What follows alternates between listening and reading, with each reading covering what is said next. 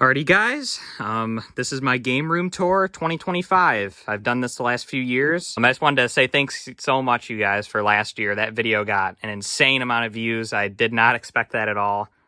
And I really just appreciate all the support and all the suggestions that you guys made and saying that you like it and whatever. It's really cool that I was able to post a video and I got over 100,000 views. And guys, it's amazing. So I just wanted to say thank you guys for that. So I figured I would do an update for 2025. Or going into 2025. Not a ton has changed. I went and rewatched the old video, but I figured screw it, we're going to show it again and just talk more about it and just kind of show you guys what's going on. So it's hard to get it all in frame, but there is definitely some new additions this year. So yeah, I'm very excited to start showing you guys the setup. I'm not going to go over my entire collection, video game collection, as that would basically be impossible. This is just showing my modern and retro setups, anything NES and beyond. So my pre-NES stuff is all in a different area of my house. I'll make another video about that soon. Just kind of waiting to find some shelves for that, hopefully, to kind of just make it a little better. But we'll start at the game wall. It's where I store all my games, and it kind of wraps around to this wall here. Quickly just kind of go through. I'm not going to read off every game, obviously. We'd be here all day. So here's my GameCube collection. A lot of really good titles, mainly just focused on the Nintendo games that are made by Nintendo, as those are my favorites. Here's the Wii selection here. I grew up with the Wii. It's definitely one of my favorite consoles of all time.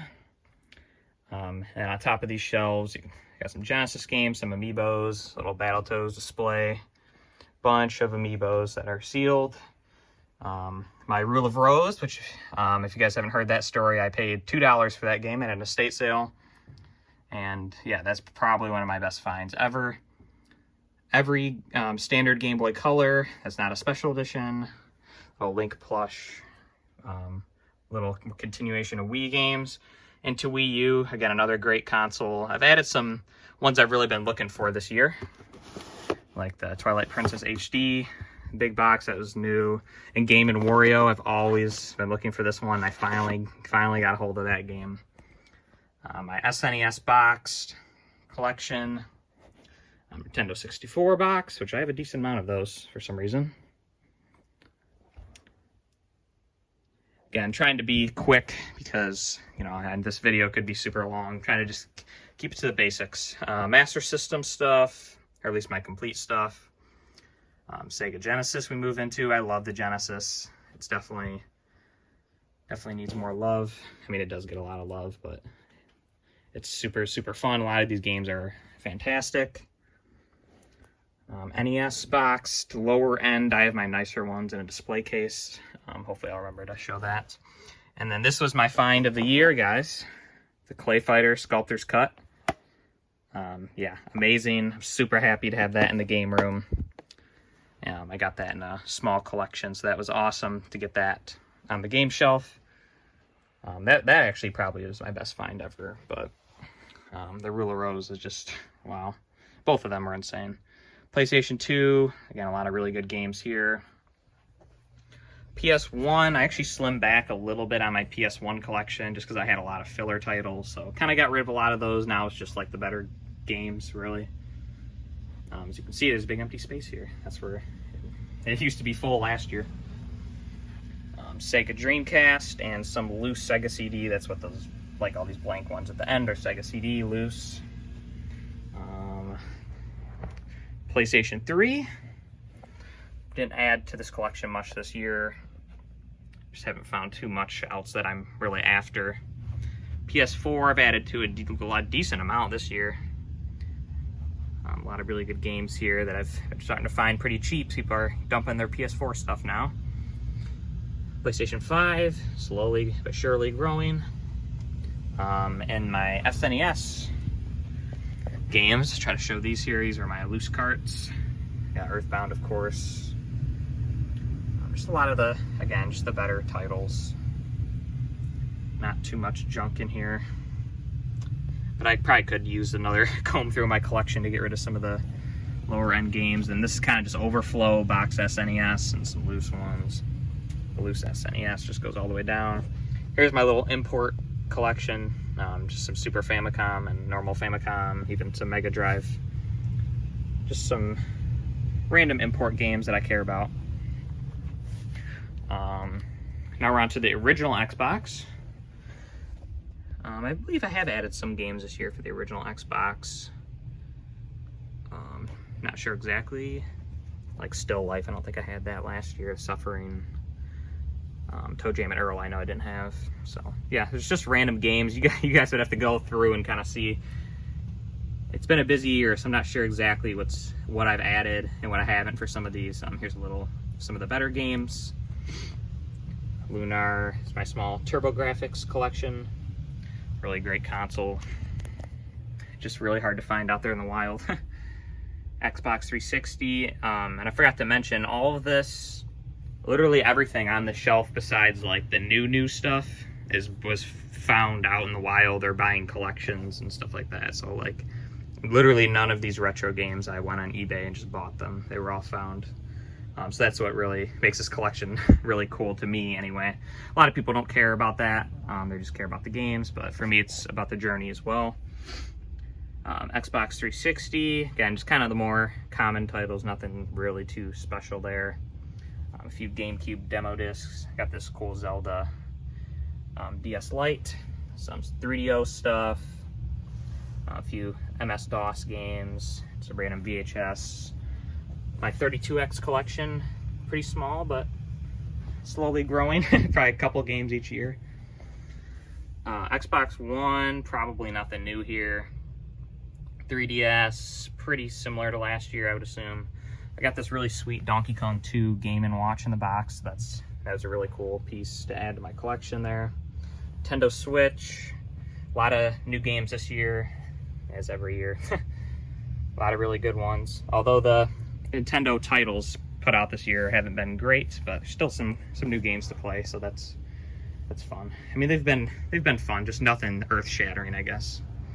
So as for this shelf here, see, I got my Sega CD complete in box, my Sega Saturn complete in box. The stack of Genesis here, I need to probably sell off a lot of these. The ones at the top are good, but the bottom here is just kind of more common, just junk sports games and stuff like that. So I definitely need to thin that out. Nintendo 64, these are pretty crappy because you guys can't see what they are, but I was gonna go for a full set. I'm kind of lost interest in that, to be honest. Like, I probably should get rid of some of my common titles that I don't care about.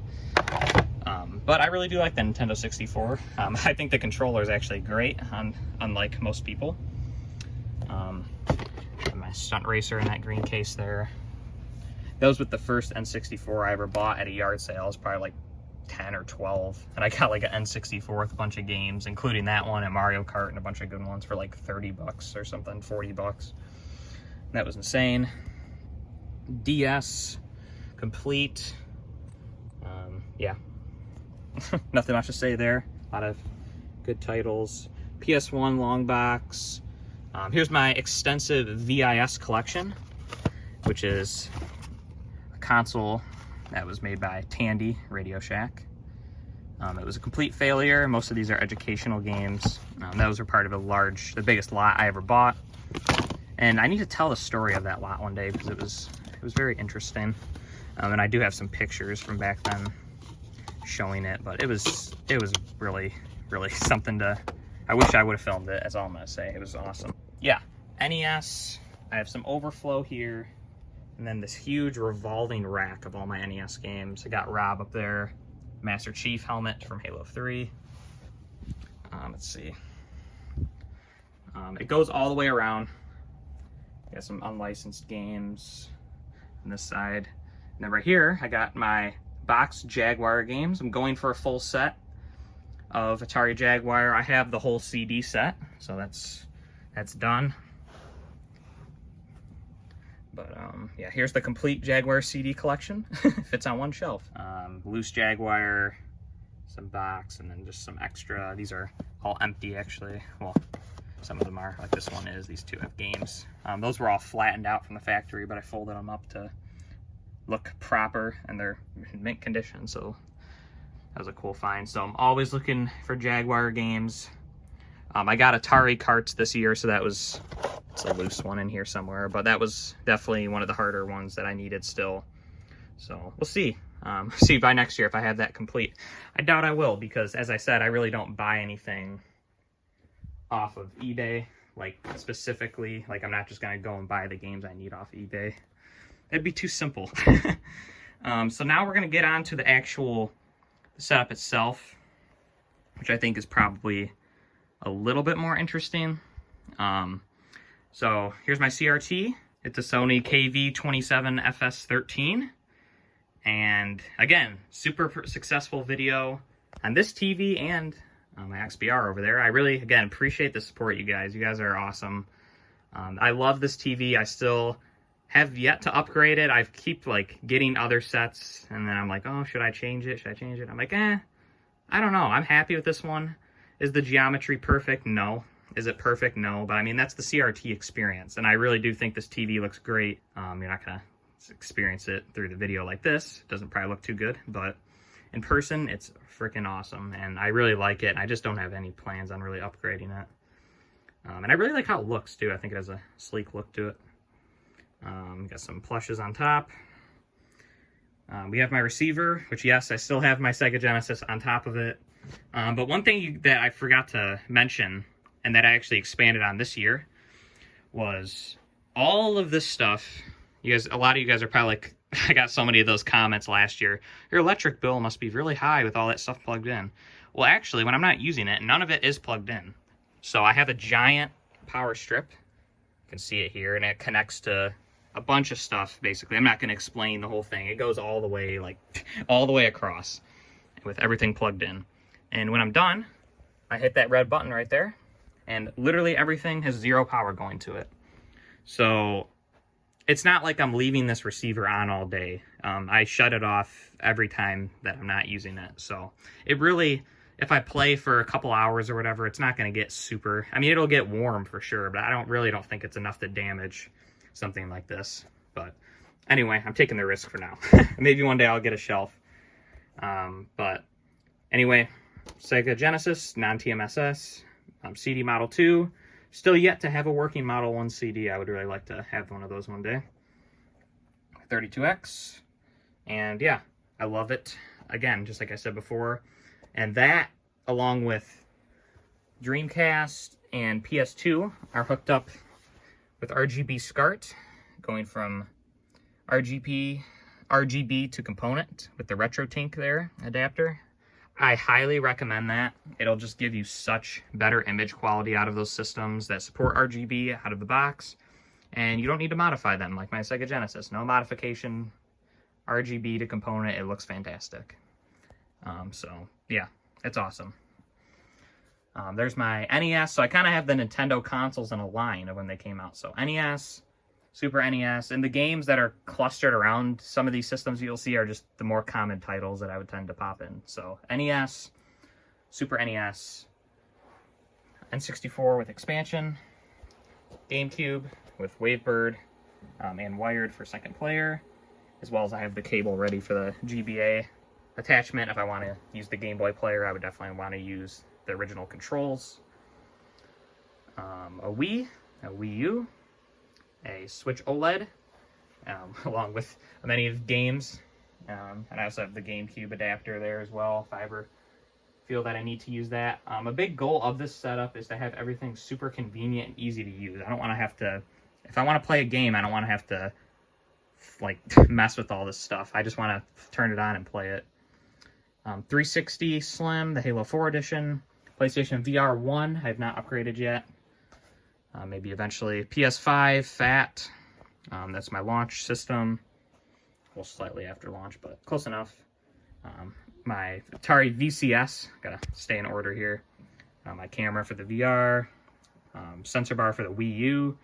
My Wii sensor bar is up there, and then I have a wireless Wii sensor bar that goes on top of this TV, which is where I would play the Wii primarily anyway, because it looks awesome. And my Xbox Series X is right next to my CRT. And then the bottom shelf, Slim PS3. I don't use the backwards compatible just because It runs super hot. I don't want to break my backwards compatible, and I would rather play PS2 and PS1 on the CRT. So I really don't care about using the backwards compatible, because I have a super nice one in the box, so I really would just hate to see it die. I'd rather just keep it as a collector's item. My turbo CD, and the CD unit is still broken. I don't know if I mentioned that, but I need to recap it. I have not gotten to that. Sega Saturn. I know there's a ton of wires here, but it's just because I use this like 6-player adapter just to extend the cables out. And then I have the 3D controller and the normal controller, depending on what I want to use. PS2 Fat. I went back to the Fat. I can't remember. I've gone back and forth between Slims and Fats, and they keep breaking. This one's laser is pretty weak, but if you just wait a while for the game to load, it will boot up, so whatever. Original Xbox and Sega Dreamcast, which I finally got one of the Rumble packs for that, so it's pretty awesome. My TV, I replaced the power supply in this. It's the Samsung S95B, I believe, and the power supply died on it. I can't remember last year if it was before or after the update, but it's still been going strong. It's probably been about a year now, honestly, since I did the power supply, and it's still running good. I use it every day, and it's freaking awesome TV. I got it for like $300 or $400 at an estate sale, so that obviously made it a lot better. I don't know if I would spend the MSRP on this kind of TV, but it's awesome. It's probably worth it, to be honest. This PlayStation sign, this was a new find this year. If you guys haven't seen the video, I got that thing for $100, and it's a real, like, old one. If you hear a humming sound, which I'm actually going to turn this off just so to mitigate that, that's what it is. It kind of makes a hissing sound when it's running, and it can be kind of annoying. But I wanted to have it on for the first part of the tour, at least. Here's just some collector's edition stuff and other random gaming things. My Virtual Boy, which is displayed on this new Mario Kart. Not the game, but this Nintendo NES cart. This is new this year. Yeah, I paid like $150 for that thing. It's pretty cool. It's in good shape. My XBR 910. This thing is awesome. Again, perfect for the Wii kind of era games. I've kind of been recently been replaying a little bit of Mario Galaxy 2, and it's looking really good on there. My AV modded Atari 7800 is there, as well as my Atari Jaguar. I would prefer to have both of those on this TV, but I just don't have room, so they're over here, which sucks, but it is what it is. I also wired up a PSP. I can't remember if I had this here last year or not, but it's hooked in through component and will display in this TV on widescreen, so it's actually kind of a perfect TV for that, for the PSP. So I have 2 display cases on the side of the stairwell, so I'll show this one first, I guess. Got a Jaguar with the CD up there, just on display. And yes, the CD does work. A bunch of box consoles. An 800XL Atari with the printer, 2 different printers, and the joystick for the XEGS. I felt it looked kind of nice with it. Heavy Sixer, 7800. Down here we have a Pioneer Laser Active with the Genesis module and the matching controllers. That's pretty cool. And then behind these Apple IIgs boxes is a 5200. And as for this case, tons of Amiibos and GameCubes in the boxes. More Amiibos. Some of my better NES games, actually the better ones, are behind. But whatever. They're super clean. Like, these boxes, I'm super picky with NES. If they're beat up at all, I don't keep them. So, like, these are all in pristine condition. NES, the gold N64 Toys R Us edition, another Genesis with the CD, a Dreamcast, and a Game Gear. I have these as well. They're not in the game room, but they're really close to it, so I figured I'd show them here, and I did not want to have them on the whole time because they're pretty loud. But I have my Atari Jaguar kiosk here, with its own dedicated video to this if you want to see more about that. It's in awesome condition. This is probably, it's got to probably be my favorite thing in my collection. I absolutely love this thing. But next to it, also has its own dedicated video, is the Atari 400 and 800 kiosk. You can see running great here, great condition. I have a video of when I picked this up too, so if you guys want to see that, you can. I think all the stuff running just made the power flicker. Alright, I guess the breaker did not like all these running at once, but I just turned them on and back off, and we're good now. So let's just ignore that. This is after the game room. Yeah, I just did it again. But the power flickering, actually, it did it a few times now, even after everything's off. So I think that was just literally a coincidence. I don't even think it was anything to do with power draw from that stuff. But yeah, it was kind of funny that it happened in the middle of the tour like that. But again, Atari 400 kiosk. And then we have the Guerrilla War, which is running great. I've not made a video on this. I got it on Marketplace for, I think, like 400 bucks a couple years back. And yeah, it's really cool. And it's functioning. And I've always wanted a full-size arcade, and I finally got one a couple of years ago or whatever. So yeah, this stuff's not in the game room, but it's pretty close to it, and I love it. The Atari Jaguar kiosk is probably the favorite thing in my collection, and yeah. So let's go back to the last part of the game room tour. Yeah, that's basically it for my main setup. I tried to make it quicker this year. I didn't go... Again, I didn't show my Atari stuff in my actual collection, but like if I'm gaming and it's not Atari and Television or ColecoVision, this is where I would be doing it. And yeah, I freaking love this setup. I think it's perfect, to be honest, like especially with the displays. Like there's 3 different displays for 3 generations or 3 different like eras of gaming, and it's just really awesome to be able to enjoy the games as they were meant to be played, in my opinion. So that's it. I really hope you guys enjoyed this. I doubt this will do as well as it did last year, but that's okay. I'm super happy with everything. So yeah. Anyway, guys, have a great rest of your day and keep collecting the retro games. Anyway, bye, guys.